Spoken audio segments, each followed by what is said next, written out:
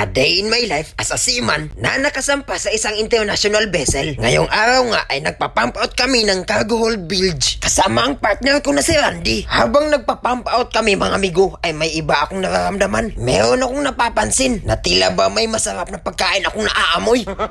Pakiramdam ko mga amigo, may naaamoy akong lechon. Pero binaliwala ko lang mga amigo kasi iniisip ko baka guni-guni ko lang yun. Ngayong araw nga din mga amigo ay weekly testing namin sa mga alarma sa barko. Testing ng mga safety device at mga safety equipment. Pagkatapos kong magpaalarma mga amigo ay may naaamoy na naman ako ulit. Isang mabangong lechon at fried chicken. Inisip ko na lang mga amigo, naguni-guni ko na lang ulit at agad akong umalis para makapag-reading na ako ng parameters. Dipuga! At habang nag-reading na ako ng parameters mga amigo, nagparamdam na naman sa akin ulit. Napakabangong pagkain mga amigo. Amoy na amoy ko talaga yung lechon. Kaya tiningnan ko na sa labas kung anong meron. Dali-dali akong umakyat mga amigo para malaman ko kung guni-guni ba talaga o totoong pagkain nga. Hindi nga nagkamali yung pang-amoy ko mga amigo. Abay, may lechon nga. Kuya, upo niya ako migo. Oh, medyo luto na pala yung lechon. Kaya pala maamoy. At medyo naluto na din tong amigo ko. Alright.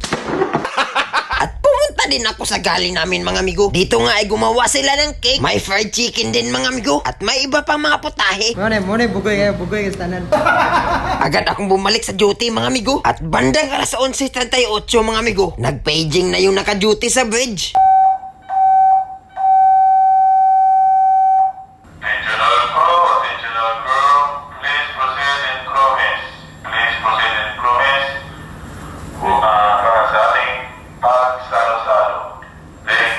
Pagkatapos ng duty ko mga amigo ay agad akong umakyat. Takam na kasi ako sa lechon.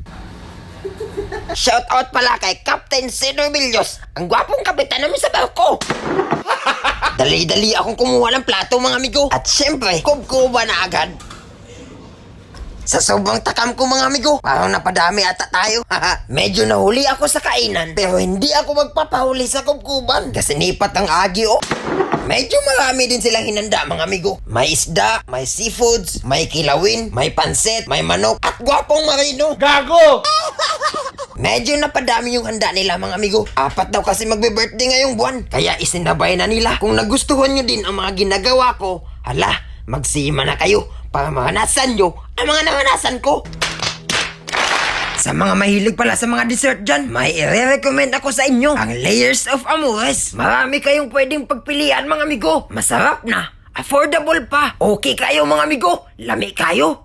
Bisitahin nyo lang tong page na to mga amigo para sa iba pang mga detalye.